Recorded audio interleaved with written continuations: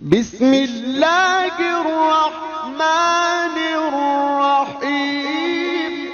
اللہم افتح علینا حکمتک وانشر علینا رحمتک یا ذو الجلال والاکرام۔ تو جی ناظرین، الحمدللہ عز وجل نور العزا کتاب ہماری جاری و ساری ہے، اور آج کا سبق نمبر 84 فصل یجب الامساک بقیۃ اليوم۔ اب اس عنوان کو سمجھنے سے پہلے اس ذہن میں رکھیں کہ پچھلے اسباق جو ہم نے پڑھے ہیں کہ بعض ایسی چیزیں ہیں جن کی وجہ سے روزہ فاسد ہو جاتا ہے، تو بعض کا پھر ایسا ہوتا ہے کہ روزہ فاسد تو ہو جاتا ہے، ساتھ میں قضا تو کرنی ہے، کفارہ بھی ہوتا ہے، اور بعض کا کفارہ نہیں بھی ہوتا، ٹھیک ہے، یعنی صرف قضا کرنی پڑتی ہے۔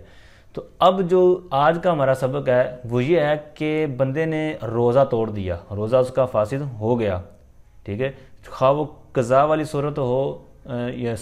کفارے والی صورت ہو یا نہ ہو، یعنی روزہ توڑ دیا ہے تو اب بقیہ دن جو اس نے گزارنا ہے غروب آفتاب تک وہ کس انداز میں گزارے گا،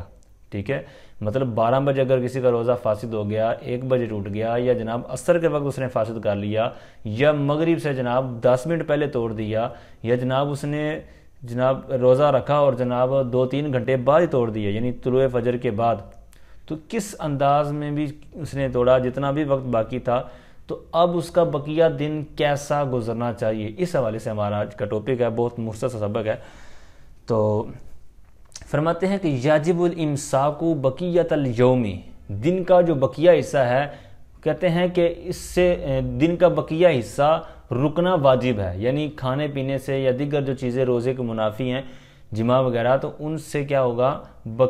رکنا یہ واجب ہے، ٹھیک ہے۔ یہ تو متن کا مسئلہ تھا یجب کے معنی میں، یہ حاشیے میں انہوں نے لکھا ہے کہ ایک قول کہ کہتے ہیں وکیل یستحب، یعنی ایک قول صحیح جو قول ہے علی الصحیح وہ تو واجب ہونے کے بارے میں ہے کہ یعنی بقیہ دن رکنا واجب ہے، لیکن بعض کا قول قیلہ سے یہ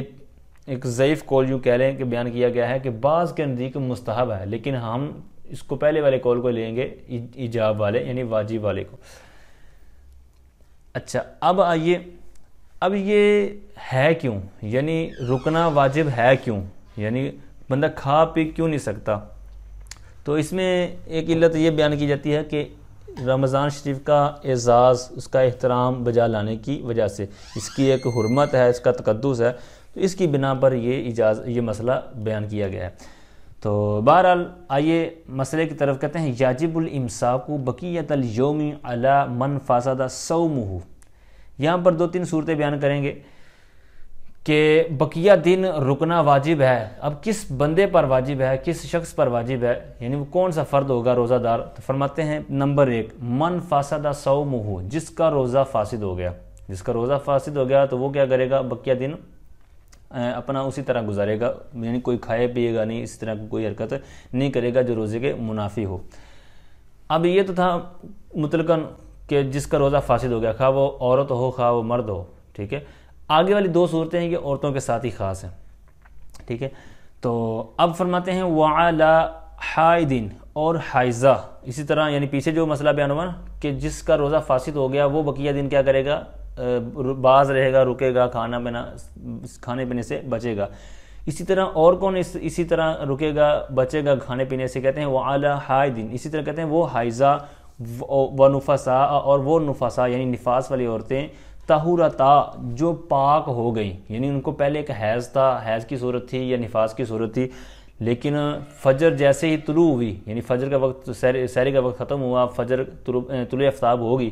تو اب کیا ہو گیا، اس کا جو ناپاکی والا سسٹم تھا وہ ختم ہو گیا، اب پاک ہو گئی، تو اب پاک ہو گئی، چونکہ پاک اب ہوئی ہیں طلوع فجر کے بعد، حالانکہ طلوع فجر سے پہلے ہوتی تو کچھ الگ مسئلہ ہونا تھا، لیکن یہ طلوع فجر کے بعد ہوئی ہیں پاک، تو لہٰذا اب ان صورتوں میں یہ روزہ تو آج کا نہیں رکھیں گے، کیونکہ روزے کا ٹائم تو ختم ہو چکا ہے، روزہ رکھنے کی جو نیت وغیرہ کرنے والا معاملہ ہے، دیگر جو اس کی لوازمات ہیں، تو اب پھر بقیہ دن کیسے گزاریں، ٹھیک ہے۔ تو کہتے ہیں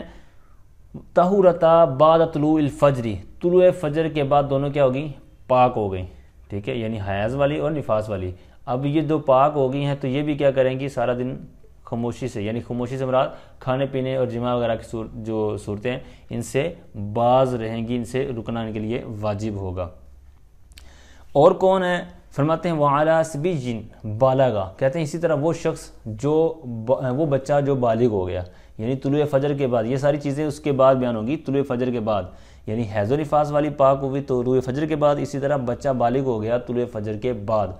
ٹھیک ہے۔ تو اب بچہ بالغ ہوا طلوع فجر کے بعد، تو اب اس کے اوپر روزہ تو نہیں ہے، لیکن یہ بقیہ دن احترام اور اعزاز میں ماہ رمضان کے اسی طرح گزاریں گے گویا کہ یہ روزے دار ہیں۔ پھر آگے ایک اور صورت کہتے ہیں وَقَافِرٍ أَسْلَمَ، ٹھیک ہے، اور کافر بندہ کہ جو اسلام لے آیا طلوع فجر کے بعد، یعنی ایک بندہ کافر تھا، طلوع فجر ہو گئی، اب وہ مسلمان ہوتا ہے، تو اب کیا وہ سارا دن کس انداز میں گزارے گا؟ تو فرمایا کہ یہ بھی اسی طرح، یعنی کھائے پیے گا نہیں۔ اب یہاں تک سب کی صورتیں تو بیان ہوگی کہ یہ باز رہیں گے کھانے پینے وغیرہ سے مغرب تک، تو اب یہ روزہ قضا کریں گے یا نہیں کریں گے؟ کون کریں گے؟ کہتے ہیں وَعَلَيْهِمُ الْقَضَاءُ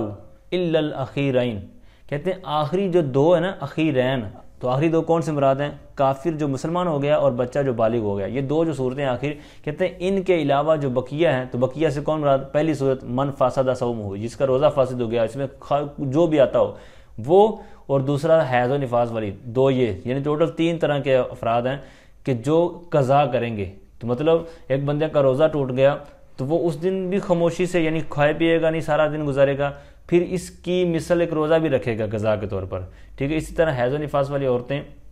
تو وہ بھی اپنے جو پچھلے روزے ہیں وہ تو قضا کرنے ہی کرنے ہیں، اسی طرح وہ دن بھی جو انہوں نے ویسے گزارا ہے اس کا بھی کیا کریں گے؟ قضا کریں گے۔ لیکن جو بچہ ہے یا کافر مسلمان ہوا تو ان کے لیے وہ روزہ قضا کرنا نہیں ہے، ٹھیک ہے۔ لیکن حاشیے کے اندر انہوں نے ایک چیز بیان کی ہے، اب اس کی ایک وجہ یہ ہے کہ ان کی طرف شریعت کا خطاب متوجہ نہیں ہوا، ٹھیک ہے، ان کی طرف خطاب متوجہ نہیں ہے، تو یہ تو تھا مسئلہ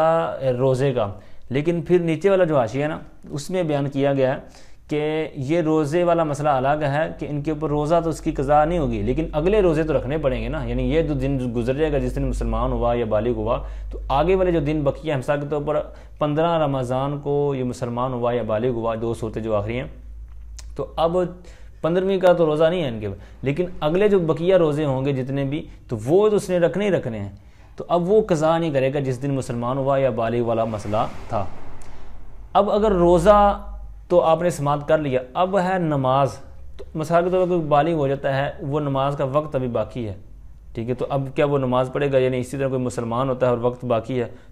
تو اس کے حوالے سے حاشیے میں نے بیان کیا ہے کہ نماز کا مسئلہ الگ ہے، روزے کا مسئلہ الگ ہے، تو روزے کا مسئلہ جو آپ نے سماعت کیا ہے، نماز کا مسئلہ اس سے ہٹ کر ہے، تو مطلب کیا ہوا کہ نماز وہ ادا کرے گا، ٹھیک ہے، نماز کا وقت باقی ہے، سبب پایا گیا تو لہٰذا اس کی نماز وہ ادا کرے گا، ٹھیک ہے۔ تو اب یہاں پر امام محمد علی رحمہ کا ایک واقعہ میں عرض کرتا ہوں، اس سے پہلے ایک بات یاد رکھیے، یہ جو پورا سبق ہم نے پڑھا ہے تو اس میں چند قسم کے لوگ ہمارے سامنے آئے، ٹھیک ہے، مطلب یہ ہے کہ جس طرح ایک مسافر ہے، یعنی شرعی مسافر، تو اس کے لیے رخصت ہے کہ وہ روزہ نہ رکھے، تو اب اس نے مثال کے طور پر شریعت کی طرف سے اس کو رخصت تھی کہ روزہ نہ رکھے، یعنی بعد میں قضا کر لے جو شرعی مسافر ہو، تو اب جب وہ گھر آیا، مثال گھر آ گیا جناب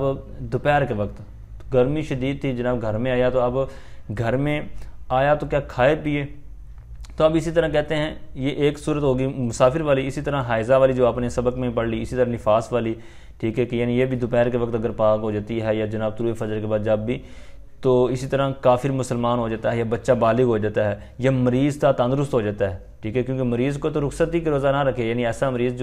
جس کو شریعت کی طرف سے رخصت ملتی ہے، تو اب اگر وہ تندرست ہو جاتا ہے تو وہ بقیہ دن کھائے پیے یا کیسے رہے یہ آپ نے سماعت کر لیا۔ اسی طرح روزہ دار تھا تو جان کر کھا لیا، ٹھیک ہے، تو اس طرح یہ بھی اگر پورا دن ویسے گزارے گا روزے دار کی حیثیت کے ساتھ۔ اسی طرح روزہ دار تھا تو بھول کر کھا لیا۔ تو یہ کچھ صورتیں ہیں جو اس سبق سے ہمیں ملیں کہ ان صورتوں میں کیا کرنا ہے کہ اگر کوئی صورت پیش آتی ہے تو اس میں بقیہ دن کیا کرنا ہے، کھانا پینا نہیں ہے، یا روزے کی جو منافی چیزیں ہوتی ہیں وہ نہیں کرنی۔